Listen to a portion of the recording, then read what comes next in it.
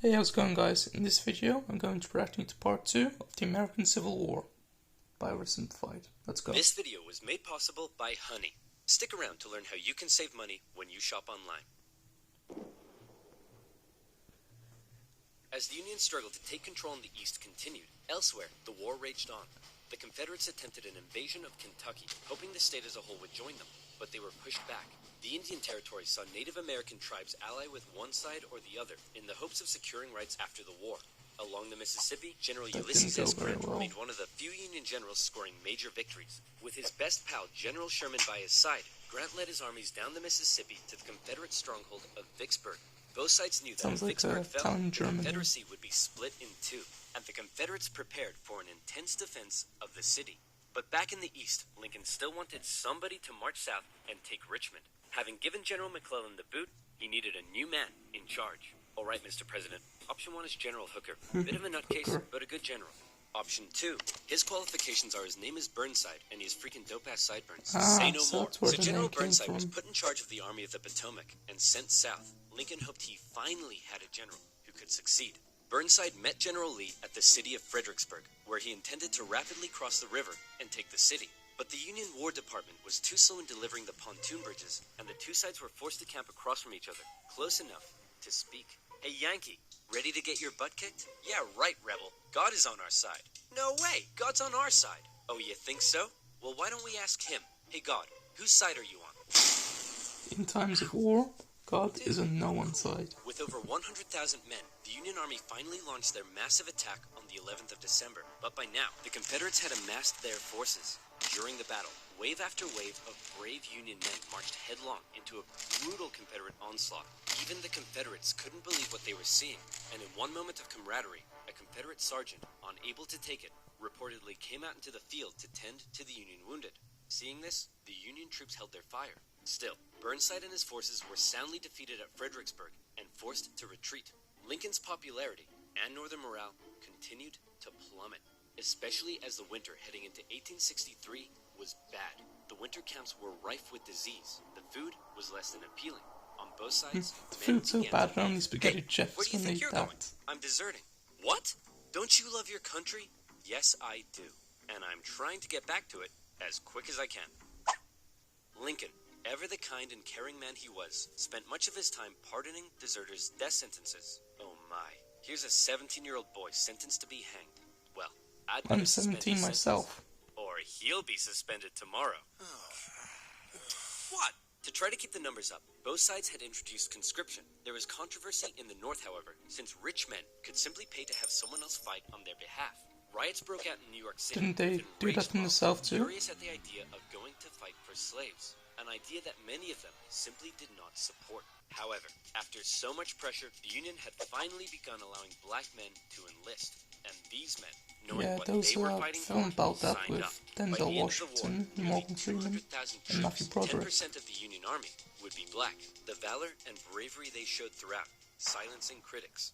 Okay, well that last guy was useless. Let's try this Hooker fellow. General Joseph Hooker I wonder was where in he charge goes of the now. Army of the Potomac, and once again Lincoln ordered him to move south and take Richmond. Hooker met Lee at the Battle of Chancellorsville, where Hooker had over twice the men Lee did. Lee was forced to defy all military convention and split his smaller force into two. Lee had absolutely no chance of winning, and Lee won. It was his masterpiece. Lee did suffer one significant loss during the battle, as his right-hand man, Stonewall Jackson, was riding back to the Confederate lines at night. The nervous Confederate troops, unable to recognize him, opened fire. Awkward. You boys done goofed up. Jackson died 8 days later. As for Lincoln, he couldn't believe it. It was yet another loss, and Northern support continued to waver. While the Union kept on struggling in the East, out west, unconditional surrender Grant was making moves as always. In an attempt to take Makes Vicksburg me on wonder how Mississippi, good he made a Grant series was of at risky chess and in real brutal life. efforts. He sent a cavalry raid and feigned Sherman north to confuse the enemy. Then, aided by a fleet of ironclads on the river, he raced his army I south think this across was the the first Mississippi. American Aware war that the terrain to that the had north was steamships in restricted, it. instead, I may he be wrong though. strategically moved northeast, hitting Vicksburg's supply line and defending his rear from Confederate armies in Jackson. Once he reached Vicksburg, the Confederate defense became hardened, and Grant was forced to settle in for a month-long siege, during which time he got rather bored. Despite not taking the city, Lincoln loved it. and encouraged Grant to hold firm. It would only be a matter of time before the Mississippi was in Union hands. Around this time, the people in the west of Virginia, who had remained loyal to the Union throughout, finally broke away to form their own state. They could have named it anything in the world, but the creative minds at the time came up with the ingenious West Virginia. Very Back in creative, Washington, guys. Lincoln Well once done. again wanted a new general to take command. Oh my goodness, why do all these 19th century generals look so bust? Look, we got I think it's because of the facial hair. That's Princess Leia with a mustache. E.T. phoned the doctor. Fine, why don't we give Snapping Turtle McGee here a shot? So General Snapping Turtle McGee was put in charge of the Army of the Potomac, and it was a crucial time for the Union, because once again, the Confederates decided to go on the attack. So far, they had done exceedingly well militarily, but as the war kept going, the Confederate economy was crumbling. Riots broke out in the streets of Richmond as the price of bread skyrocketed. Supplies were dwindling. Jefferson Davis wanted to send men west to rescue Vicksburg, but General Lee knew the longer the war lasted, the worse their chances got. And he still hoped if he could just threaten D.C., the already demoralized North would surrender. So in June 1863, with the momentum behind him, General Lee once again entered the North, fighting his way through Maryland and into Pennsylvania. General Meade set out to meet him for what would be the most significant battle of the entire war. If the Confederates won, D.C. could fall. If the Union won, it would be a turning point, as the Confederates would run out of steam, and the small town that was to get caught up in the crossfire of the largest battle in American history was Gettysburg, Pennsylvania. On June 1st, units from each army encountered one another and skirmished through the town itself. It's just the a townspeople very were famous forced to take refuge, city ever except since for then. one man who reportedly ran outside for a strange reason. Joseph, what are you doing? I'm not gonna let them take my beans. How many times do I have to tell you they're not here for your beans? By the second, I don't know, I mean, they could always barter stretched them. for miles across the battlefield. Lee took the initiative, deciding to hit the enemy's flanks, and he came very close to breaking through the Union's disorganized left. But Union Colonel Joshua Chamberlain ordered a desperate bayonet charge, smashing into the Confederates and forcing them back. The Union forces held across the line.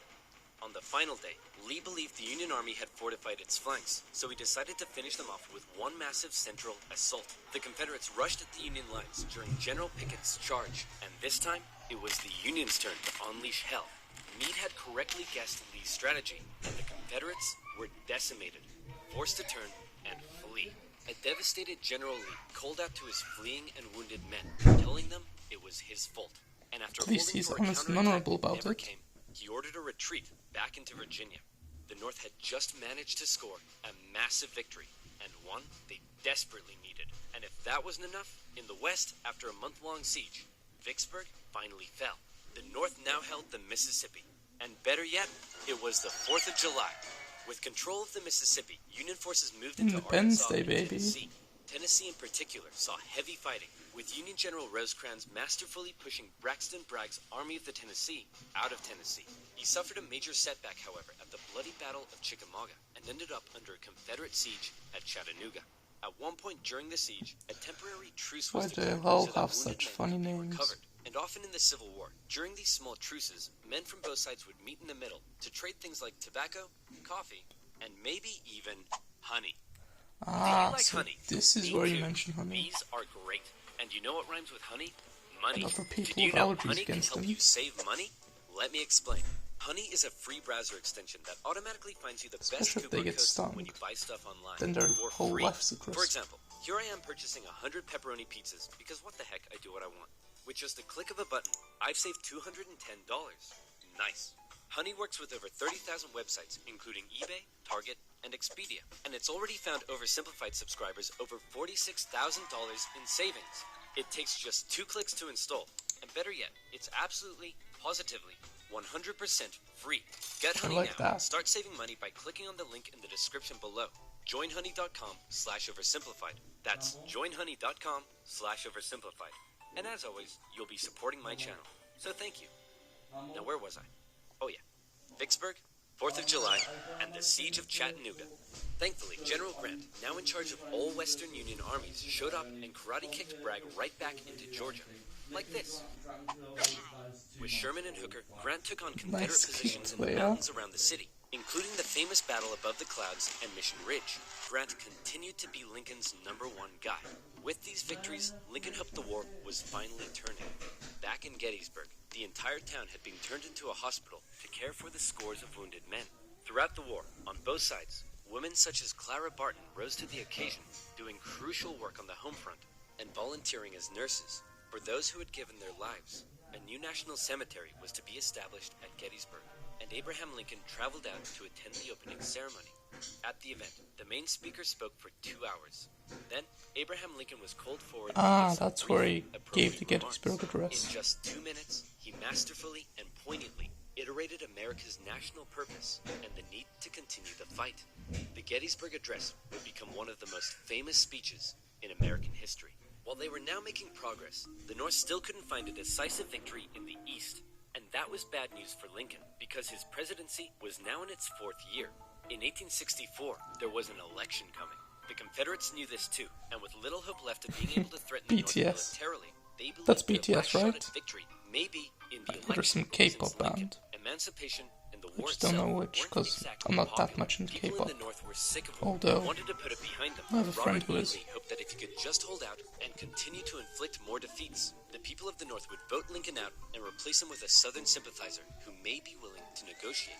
Lincoln knew now he desperately needed a victory. Now, I know what you're thinking, but oversimplified. If Lincoln loves General Grant so much, then why doesn't he put him in charge of the campaign in the East? Well, guess what, loyal subscriber? You've hit the nail on the head.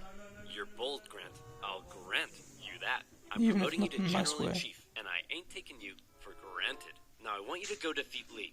Grant me my wish. Please stop. So Grant was put in charge, and he came up with a new plan. He wanted to press the Confederates on all fronts, with General Banks to capture Mobile, Alabama, General Sherman moving south to Atlanta, and Grant joining the Army of the Potomac as they advanced through Virginia. In May 1864, that plan went into action. Sherman steadily advanced on Atlanta, facing off against the smaller Confederate army under General Joseph E. Johnston. In addition, a cruel yet highly skilled cavalry general and winner of the funniest Confederate statue award, Nathan Bedford Forrest, was also nearby, doing his best to threaten Sherman's Is that advance. statue still But in a standing? series of battles, Sherman chance? dominated and Just pushed out of Johnson curiosity. back to the city. 'Cause I But know he was most held of them just taken outside down. of Atlanta itself and was forced to lay siege. Meanwhile, the main show was happening to the east in Virginia. The Union's top general was finally about to face off against the Confederacies. Lincoln hoped Grant would bring something new to the Eastern Theater, and bring something new he did. As Grant Hey, began that's moving cheating. south, Lee still And regularly bad sportsmanship outmaneuvered him and at the same inflicted time. heavy casualties, hoping to demoralize the North as much as he could. But here's what set Grant apart from others. He knew Lee was running out of men, and that the North by comparison had plenty. Grant would throw his forces at Lee, and even when Lee repelled them, Grant, rather than pulling back, would give the order to keep moving forward and flank Lee, again and again. In under 6 weeks, 80,000 men would be killed, wounded, or missing. In D.C., Grant was criticized for being a butcher. At the Battle of the Wilderness, the Union casualties were so heavy that Grant reportedly began to weep. But still, Grant could replace his losses. Lee couldn't, and he was being pushed all the way back to Richmond. Lee knew once he got there, he'd be under siege. Then, it would only be a matter of time. Close to Richmond, Grant again suffered horrific casualties in a miscalculated assault at Cold Harbor. Then, trying to be a trickster, instead of moving on Richmond directly, Grant moved towards Petersburg to flank the Confederate capital and cut its supply line. But, just like Sherman, Grant was halted outside of the city, and he too was forced to settle in for a siege. 2 identical sieges would not be good enough for Lincoln's re-election. The people of the North saw the casualties Grant had been taking, and they weren't happy. To make matters worse, Lee had sent Jubal There's Early actually north to a threaten newspaper DC, called all Northern but forcing Nepal. Grant to withdraw troops from Richmond. Early was repelled on the outskirts of the city, with President Lincoln even attending as an observer, but the North had been given a fright. So with the war currently in a stalemate, who was to be Lincoln's opponent in the critical 1864 election? Who would the Democrats choose? Guess what, baby? That I'm back. sneaky That's traitor. right. General George B. McClellan would run for president against Abraham Lincoln. My fellow countrymen, if you elect me, I, the great General George McClellan, will fearlessly and valiantly win the war. Unlike this douchebag, many Democrats, however, including McClellan's running mate, wanted to end the war, so it's possible McClellan may have ended up fearlessly and valiantly making peace with the Confederates, which is exactly what they were hoping for. With the war in a stalemate, and Lincoln still not popular, it looked like McClellan would win, and the Confederacy may have a chance at surviving after all. Lincoln himself said that without some kind of major victory, It seemed exceedingly probable that this administration will not be re-elected. Well, fret not, Abe, because if it's a major victory you want, it's a major victory you'll get. Atlanta had been under siege by General Sherman for just over a month. After a number of battles around the city, Sherman sent a force south to sever the city's supply line, and Confederate General Hood was forced to abandon it. Atlanta, one of the Confederacy's most important cities, had fallen into Union hands. For many, it was clear that the Confederacy's defeat was now inevitable, and the war would soon be over. When the final results came in, Lincoln had won with an electoral college landslide, with the troops in particular voting overwhelmingly for Lincoln, which must have been touching for their commander-in-chief. Hey man, looks like you lost. No hard feelings? I didn't lose. I merely failed to win. In January, Lincoln involved himself heavily in ensuring the 13th Amendment made it through Congress. In a narrow and historic vote, the amendment passed. Slavery would now be constitutionally banished throughout the nation. Black men and women, watching the vote from the galleries, knew the work had only just begun. A couple months later, at his second inauguration, is that John Wilkes Booth? He didn't celebrate. Be careful of that guy. Instead, he emphasized the need for reunification and binding up wounds. To him, Americans, North or South, were to again be compatriots. However, listening to Lincoln speak that day was a man who had no interest in reunification. John Wilkes Booth, an actor living in D.C., was also a deep Southern sympathizer, and as the war turned against the Confederacy, depressed and full of hate, he was already plotting his revenge on the man he held responsible. With further Confederate losses, it was pretty clear actors can be so dramatic sometimes. Still, Jefferson Davis showed and I should know, I'm an aspiring actor too. Frustrated to see the conflict being dragged out.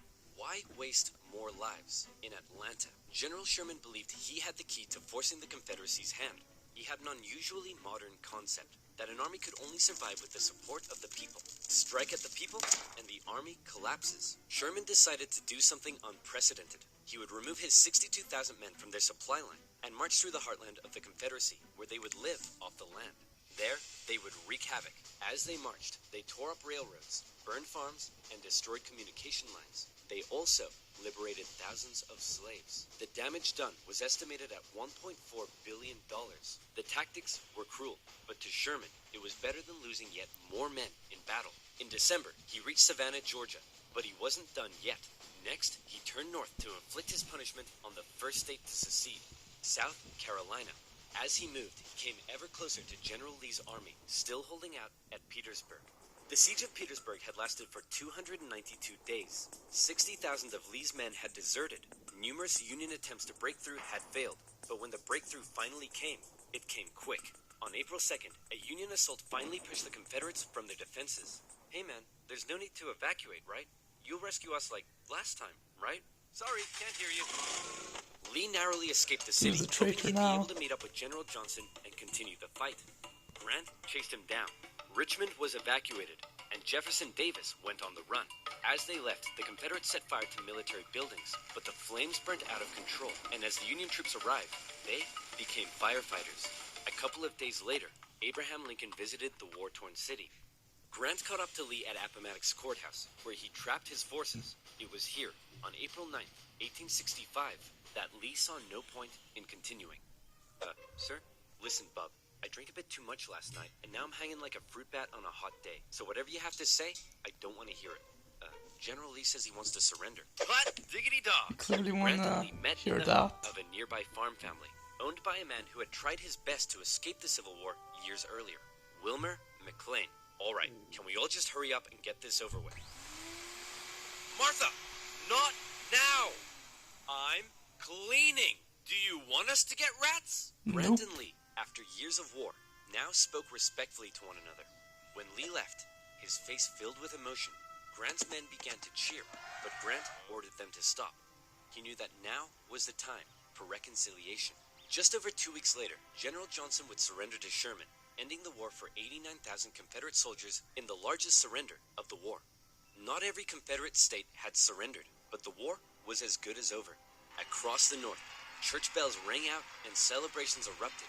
In Washington, Lincoln gave a speech from the White House to a jubilant crowd, in which, among various things, he expressed his support for black voting rights.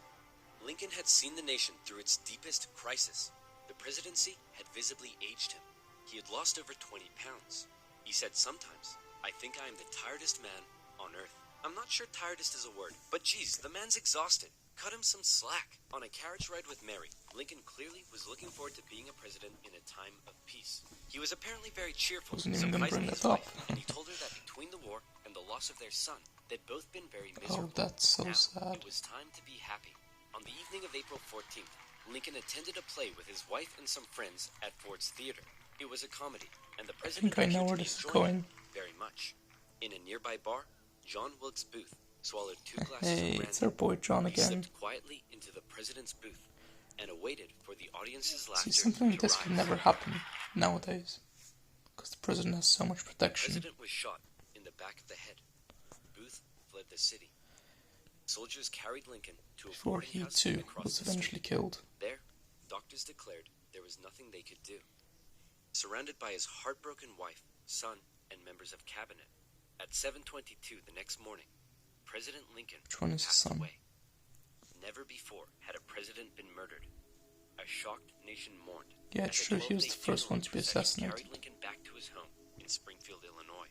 On April 26th, Union cavalry found John Wilkes Booth in a barn in Virginia, where he was shot. Not long after, Confederate President Jefferson Davis was also tracked down and arrested. Imprisoned for 2 years, he was eventually released. The North didn't want to put him on trial, for fear the jury may rule that Southern secession had in fact been legal. To ensure reconciliation, other Confederate generals and politicians were allowed to re-enter life in the now restored Union. He looks like a Scattered skeleton. fighting continued into Alexander May, Stevens, when the last that is. Confederate forces in Texas disintegrated. The southern states came under northern military occupation to prevent any further rebellion, and a very difficult era of Reconstruction began. Over 3 million Americans had fought, brother against brother.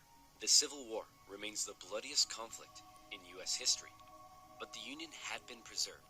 You could say the real winners were those who were to never again be slaves. Further amendments passed by Congress gave black individuals the right to citizenship and to vote. Significant progress had been made. However, entering into the 20th century, it was clear the fight for equality would continue. In modern America, the man who fought to preserve the nation and never gave up in the darkest of times stands as a symbol of honesty, empathy, humility, perseverance, and courage. A continuous reminder of what has forged America and what it should ever strive to be.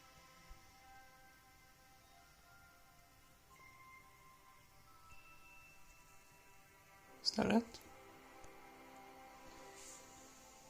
Because if it is it, then I guess this does it for this video, guys. If you like it, then like, comment, and subscribe. Bye, guys.